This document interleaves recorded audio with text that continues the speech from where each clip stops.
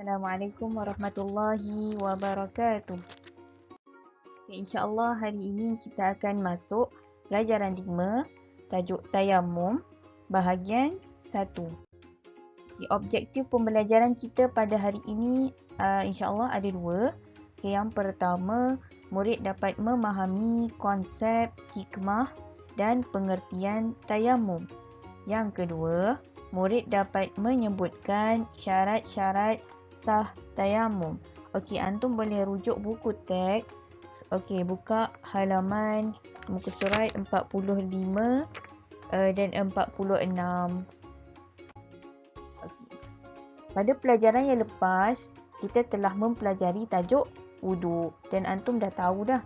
Okey, solat kita takkan sah kalau kita tak berwuduk. Tanpa wuduk, solat kita tidak akan diterima, tidak akan sah. Tapi sekiranya ada halangan untuk kita berwuduk, apa yang boleh kita lakukan? Jadi hari ini kita akan lihat tajuk tayamum. Maksudnya, sekiranya ada halangan untuk antum berwuduk, antum dibolehkan untuk melakukan tayamum. Unit 1, konsep dan pengertian tayamum. Kita nak lihat apa itu tayamum. Pengertian tayamum. Tayamum adalah perbuatan menyapu debu tanah. Perbuatan menyapu debu tanah yang bersih ke muka dan kedua belah tangan untuk mengangkat hadas dengan syarat-syarat tertentu disertai dengan niat. Okey, antum tengok perbezaan antara wuduk dengan tayamum. Tayamum dia menggunakan debu tanah yang bersih.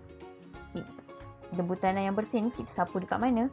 Kita sapu dekat muka dan kedua-dua belah tangan. Anggota tayamum sikit dia kan ada 2 sahaja. Dia berbeza dengan wuduk. Tujuannya untuk apa? Untuk mengangkat hadas. Kalau wuduk kita guna untuk mengangkat hadas kecil sahaja.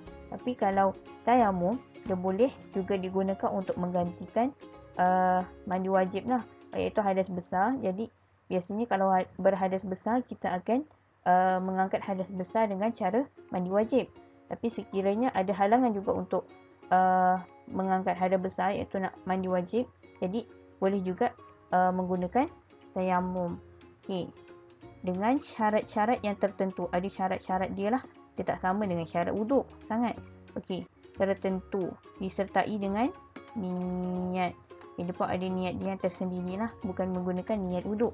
Dia ada niat tayamum. Kita akan belajar lah. Ada beberapa sebab yang mengharuskan kita untuk melakukan tayamum.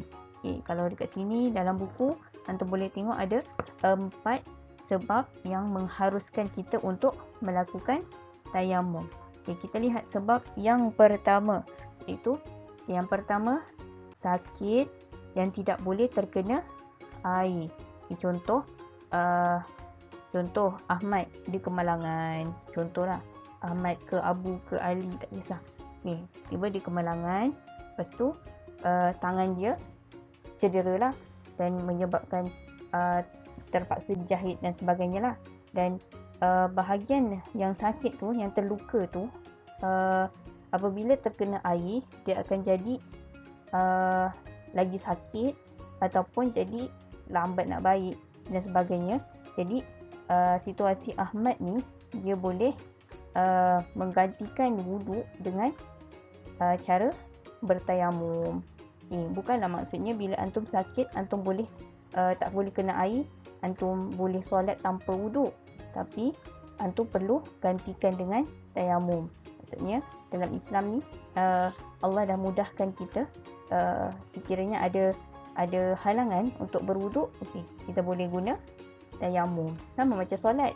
Macam sebelum ni pada masa tahun 3 kan, antum belajar solat ketika sakit. Kalau antum tak mampu solat macam biasa, boleh solat secara duduk. Kalau tak mampu duduk, boleh solat secara baring, mengiring dan menelentang dan sebagainya lah. Jadi Islam ada cara dia tersendiri lah. Yang kedua, sebab yang kedua. Kita lihat sebab yang kedua. Okey, yang kedua, tak ada air ataupun ada air tetapi cukup untuk keperluan diri sahaja. Okey, situasi yang kedua ni ada dua lah. Kan dia kata sama ada tak ada air langsung ataupun ada air tapi cukup-cukup untuk antum buat minum, untuk antum buang air kecil, untuk masak dan sebagainya, untuk keperluan harian antum saja. Jadi kalau antum guna untuk wuduk, tak cukup nanti untuk minum dan sebagainya lah. Jadi dalam situasi ni dibolehkan untuk antum bertayamum. Okey. Yang ketiga, bermusafir dan sukar untuk mendapatkan air mutlak. Okey, apa maksud bermusafir? Bermusafir ni maksudnya antum berjalan atau dalam perjalanan yang mungkin jauh dan jauh daripada rumah lah kan. Dalam perjalanan tu susah untuk antum dapatkan air mutlak. Sebab kita nak berwuduk, kita menggunakan air mutlak kan. Jadi dalam perjalanan tu susah sangat untuk antum dapatkan air untuk berwuduk. Jadi dalam situasi ni antum dah berusaha dah cari tapi memang tak dapat juga. Jadi dalam situasi ni antum dibolehkan untuk bertayamum. Tapi antum kena usaha dululah cari air mutlak. Kalau memang dah tak ada, baru bertayamum. Okey, yang terakhir, cuaca yang terlalu sejuk. Okey, ni untuk negara-negara yang ada musim sejuk lah terutamanya kan. Bila cuaca terlalu sejuk, mungkin air tu terlampau sejuk dan bila terkena dekat kulit dia jadi sakit kan. Sebab dia punya suhu tu terlampau sejuk. Jadi dalam keadaan ni dibolehkan untuk menggantikan wuduk dengan tayamum. Kita lihat unit 2. Okay, antum boleh lihat dalam buku teks muka surat 46. Okey. Ada 5 syarat-syarat sah tayamum. Yang pertama, waktu solat telah masuk. Tidak dibenarkan untuk bertayamum sebelum masuk waktu solat, sama ada solat fardu atau sunat. Maksudnya antum tak boleh bertayamum sebelum masuk waktu. Maksudnya selagi mana belum azan, antum tak boleh untuk tayamum dulu untuk ready untuk solat, tak boleh. Dia berbeza dengan wuduk. Kalau wuduk boleh, antum boleh ambil bila-bila masa saja kan. Okey. Kalau tayamum, situasinya okey, bila dah azan, contoh antum nak solat zuhur kan. Azan je zuhur, baru antum ambil antum bertayamum. Okey. Sama juga macam antum nak solat qabliyah ke solat ba'diyah kan, solat sunat selepas zuhur dan sebelum zuhur dan sebagainya. Pastikan dah masuk waktu dulu baru antum tayamum. Kalau antum ambil sebelum masuk waktu, kemudian antum lakukan solat, lepas tu menggunakan tayamum tu, solat antum tak sah lah sebab tayamum antum tak sah. Okey. Yang kedua, telah berusaha mendapatkan air. Ini penting jugalah. Maksudnya antum dah usaha dah sedaya upaya antum untuk cari juga air mutlak ni untuk antum berwuduk. Tapi memang bila memang antum dah usaha dan memang tak ada betul, baru antum ambil kaedah tayamum lah untuk gantikan wuduk. Yang ketiga, suci diri dan pakaian. Jadi waktu antum bertayamum, pastikan diri kita dan pakaian yang kita pakai ni dah bersih daripada najis sebelum kita bertayamum. Okay. Yang keempat, menggunakan debu tanah yang suci. Okey. Sebab tayamum kita guna debu tanah kan. Kalau wuduk kita guna air. Jadi syarat nak memastikan tayamum kita ni sah, kita kena pastikan debu tanah yang kita guna untuk bertayamum ni suci daripada najis. Pastikan debu tanah tu tak adalah tai kucing dan sebagainya lah. Memang bersih. Dan dia tidak mustakmal. Mustakmal ni maksudnya kalau kita tengok air mustakmal kan air yang kita dah guna kan. Kita dah guna untuk berwuduk, untuk mengangkat hadas. Jadi pastikan tanah tu antum belum guna lagi untuk bertayamum. Maksudnya antum guna tanah debu tanah yang masih bersih dan belum guna lagi lah. Dan tidak bercampur benda-benda lain. Maksudnya pastikan debu tanah tu memang debu tanah saja, tak adalah dalam tu ada pasir, ada kaca, ada topong ke dan sebagainya. Maksudnya dia memang asli debu tanah. Okey, yang kelima, sekali bertayamum boleh digunakan untuk satu solat fardu. Okey. Ini beza, ini sangat berbeza dengan solat dengan wuduk. Kalau wuduk, satu kali wuduk, selagi mana tak batal wuduk, kita boleh guna untuk solat yang seterusnya kan. Contoh, antum ambil wuduk sebelum masuk waktu zuhur kan.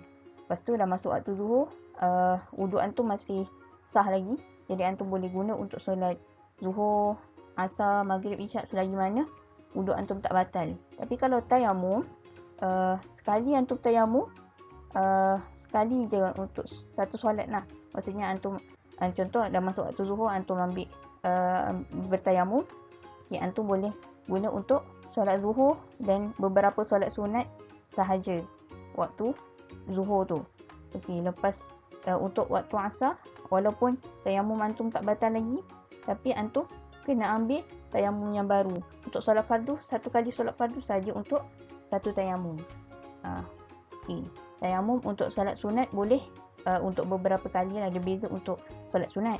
Okey, contoh antum solat ba'diyah kan, lepas antum solat zuhur, antum nak solat sunat kan. Okey, yang itu tak apa. Antum kalau contoh antum nak buat untuk solat sunat, dia boleh untuk beberapa kali. Tapi kalau untuk solat fardu, satu solat fardu, satu tayamum sahaja. Okay. Itu sahaja pembelajaran kita untuk hari ini. Okay, insya-Allah minggu yang akan datang kita akan masuk unit yang ketiga dan keempat dalam tajuk tayamum ni juga. Okey. Ustazah harap antum fahamlah apa yang kita belajar pada hari ini.